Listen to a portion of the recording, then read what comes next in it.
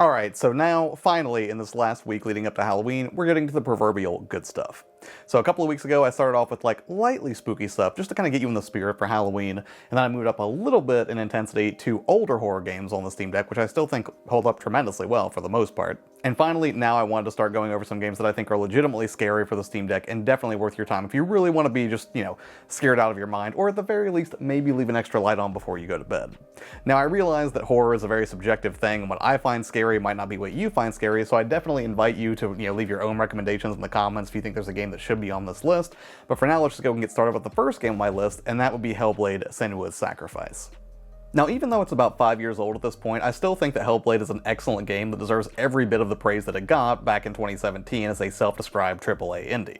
One part walking simulator, one part combat, Senua's Sacrifice has you taking on the role of the titular Senua, a warrior at the border of Helheim who's on a quest to save the soul of her dead lover. But in addition to the traditional obstacles that you would naturally face being a warrior and all, you'll also have to contend with the curse that Senua suffers from, which manifests as voices inside of her, and by extension, your head as you journey deeper into her quest. And what really makes Hellblade stand out is this combination of a tragic story combined with some legitimate and perfectly executed unsettling themes. Now, any game can be frightening for the sake of it, but Hellblade hits a little bit harder with relatable themes and a complete willingness to break the fourth wall. The voices in Senua's head could just as easily be the voices in your head, and the decisions to blur this line is what makes it such an easy choice. Horror aside, it's just an excellent game in its own right, and one that's well worth exploring if you've never had the privilege, plus with a sequel on the way, there's hardly a better time to jump in. Now, deck performance is pretty good, but don't expect to get a massive amount of playtime either. It's a taxing game depending on the frame rate that you're after. Now, if you're willing to bump the quality down to the low setting, you can get a fairly consistent but not quite solid 60 frames per second. And what I did was lock the refresh and frame rates to 50 at a lower quality, which seemed to offer a better balance of performance and battery life. Alternatively, you can push the graphics settings higher if you're willing to cap the frame rate at 30, and honestly, this might be one game where 30 might even make more sense because visually that slightly choppier look gives it a more film-like quality. And considering it is a very cinematic game, the increased visual fidelity might be worth the trade-off. Sure, the combat sequences won't be quite as smooth, but the narrative and atmosphere are really the stars here, so I wouldn't sweat a reduced frame rate.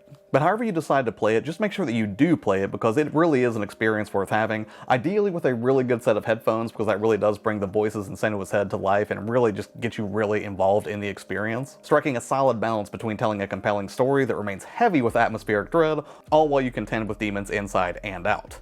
Next up on my list is a remake. The original was fantastic, and I thought the remake was exceptionally good, and that is Resident Evil 2 Remake. Now, Resident Evil 2 takes place a couple of months after the first game and has you playing as Leon S. Kennedy on his way to start a shift at the Raccoon City Police Department. On the way, you'll run into Claire, who's looking for her missing brother Chris, and shortly thereafter you will find that the city is completely overrun as you take refuge in the police department. Now, depending on who you choose, your adventure is going to play out a little bit differently, of course, but either way, Resident Evil 2 is still a stunningly good game and plenty scary in its own right. And honestly, with good reason. I mean, Capcom's had decades to perfect this formula, and at this point they're pretty much pioneers in the genre. And while there's no shortage of zombie games on the deck, Resident Evil zombies still just feel right, and the formula that's on display here is just as enthralling as it's ever been. You'll be navigating a variety of tense environments with sparse resources, splitting your time between juking zombies and solving puzzles to push forward, all the while praying for the safety of a few moments respite in the save room. Now, if somebody wanted to experience Resident Evil for the first time ever, it would be hard not to recommend a remake of the original title, but as far as I'm concerned, the Resident Evil 2 remake still represents the best the series has to offer. Well, for now at least, probably until the Resident Evil 4 remake comes out next March. It just has a level of quality that's absolutely faith-restoring whenever I start to get a little bit annoyed with AAA publishers that just seem like they're kind of phoning it in. Because Capcom pulled out all of the stops to make sure that this lived up to the original vision and did it justice, and man, those original graphics really do go a long way towards amping up the fear factor in Resi 2. And speaking of visuals and performance, it doesn't miss a beat on the deck. I didn't really have to do any configuration aside from just setting the resolution to the Steam Deck's native resolution, but beyond that it ran at a solid 60 just out of the box with the default settings and no tweaking necessary. Now, I'm sure you could squeeze some more out of the visuals if you wanted to do some tweaking, but honestly it looks incredible at the default settings, and as someone who values battery life, I probably wouldn't push too far beyond the default settings just because it seems like at those you're going to top out at around 2 hours of gameplay anyways. Now, next up, let's go back in time to a game that is definitely a little bit dated at this point, but it holds up tremendously well, and coincidentally is also getting a remake, and that is Dead Space. Set in 2058, you'll take on the role of Isaac Clarke, who is navigating the mining ship Ishimura, which is overrun with necromorphs. You'll spend your time solving puzzles, restoring functionality on the ship, and just generally doing your best to stay alive long enough to escape, all while Isaac's mental state continues to deteriorate. And again, out of all of the older games that I've talked about on this channel so far, this one has stood the test of time tremendously well. Sure, the technical side of the graphics aren't as impressive as modern titles, but atmospherically, the original Dead Space still holds its own against many modern horror games as far as I'm concerned. But as much as I love the unsettling aura of the Ishimura while guiding Isaac through its corridors, what I find really striking is just how well every other aspect of the design still holds up. Objectives are easy to understand, the pacing is excellent, and it still manages to produce some truly shocking moments. My only knock against Dead Space is that it can rely a little bit too heavily on jump scares at times, which can make you get kind of numb to the shock factor after a while. But even so, it manages to remain a tense affair throughout, even if you're expecting some necromorph to come crawling up an elevator shaft for like the dozenth time.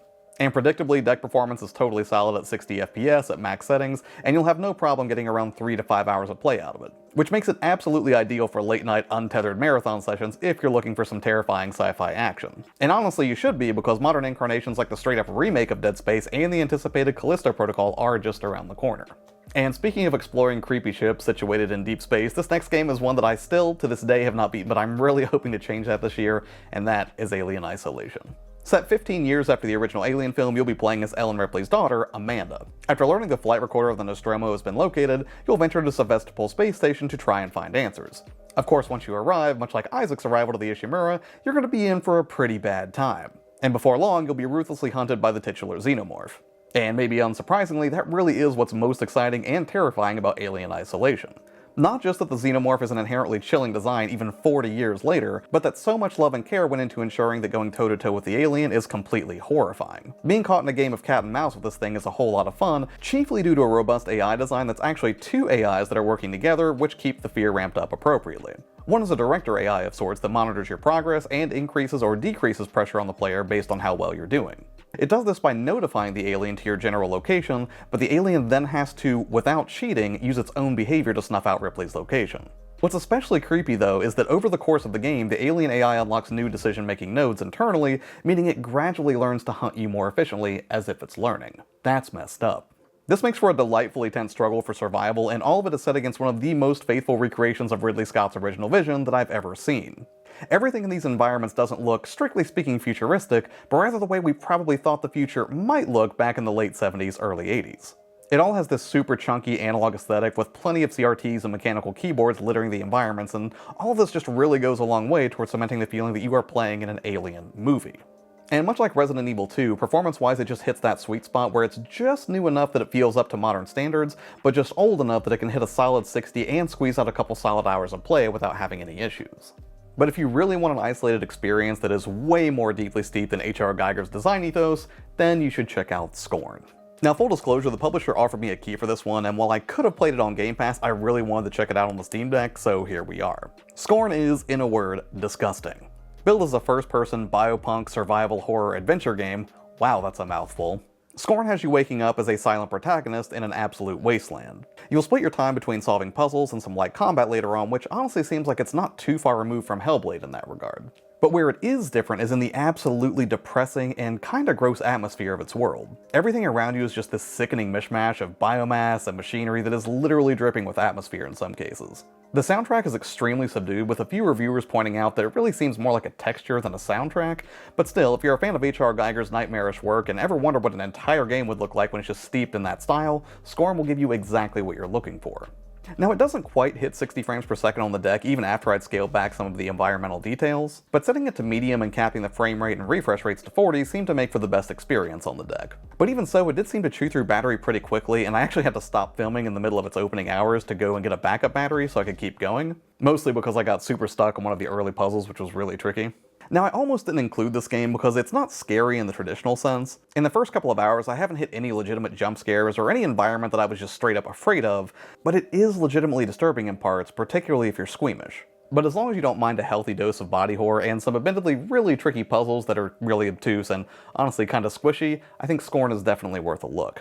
Alright, so those are my choices, and it was really rough to kind of narrow down the selections that I wanted to put in this video. Ultimately, I wanted to pick games that were scary or atmospheric, but then also were good games in their own right. I didn't want to just load this list up with like jump scare horror, because that's just not my favorite kind of horror. And honestly, there were a couple of bonuses I kind of wish I had included though. Like Neverending Nightmares is really good as a 2D horror game. Also Phasmophobia, but I haven't played that much of it. Like I only played it for a couple of hours with some friends, and it was a really good time and definitely scary. Maybe a little jank because I think it's still in early access. But yeah, what about you? Are there any selections you think should have been on this list, or games you're just curious to check out on the Steam Deck that you think are absolutely terrifying? If so, please let me know in the comments below.